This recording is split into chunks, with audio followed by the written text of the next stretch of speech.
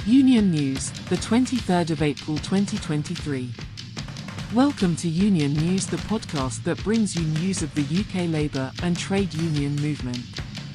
In this edition, NHS workers in Wales to vote on pay offer, firefighters donate engine to Palestinians, university workers begin marking boycott, and posties to vote on pay offer. Music is by Tim Bragg.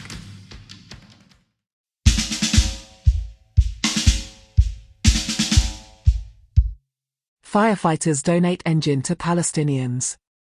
The Fire Brigades Union, FBU, has donated a fire engine to Palestinian firefighters for the third time in a year as part of its ongoing solidarity efforts.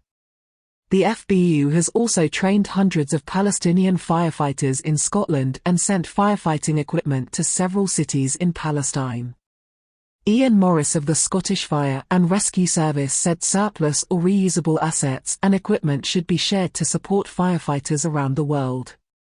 Jim Malone of the FBU said the latest donation would help Palestinian firefighters provide better coverage in communities under illegal apartheid occupation.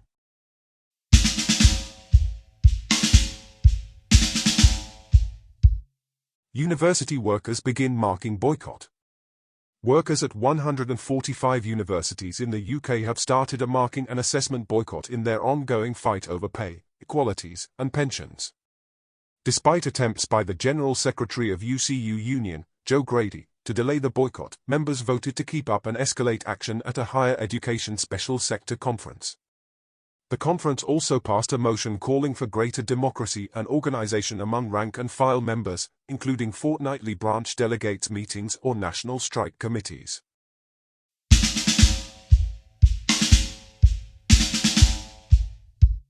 Posties to vote on pay offer. Postal workers are being recommended to accept a new pay deal that would end the long-running dispute with the Royal Mail. CWU members will be balloted on the offer in the coming weeks. Leaders of the Communications Workers Union are supporting a yes vote.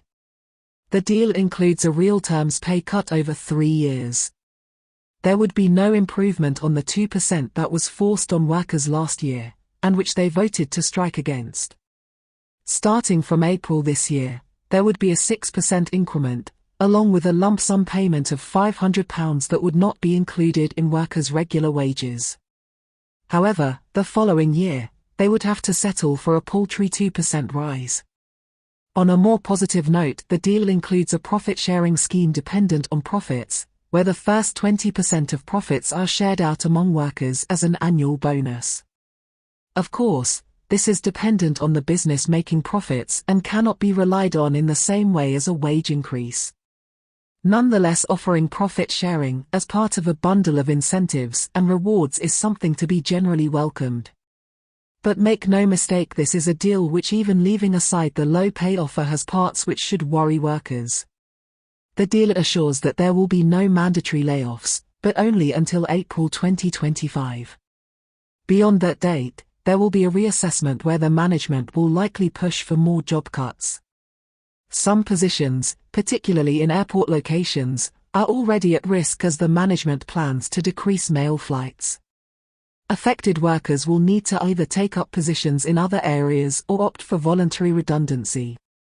Another disturbing aspect of the proposed agreement leaves suspended or sacked representatives at the mercy of a right-wing Labour lord, Lord Falconera. He is a personal friend of Tony Blair and advised the coal bosses against the NUM union during the 1984-5 strike. There are also concerns that the deal pushes workers' conditions closer to a gig economy model, with seasonal hours, late shifts, and potential reward schemes for parcel deliveries. The deal also creates a two-tier workforce, with new workers on worse terms and conditions, and incentivizes bosses to replace existing workers with them. Postal workers need to take a long hard look at the proposed deal before voting.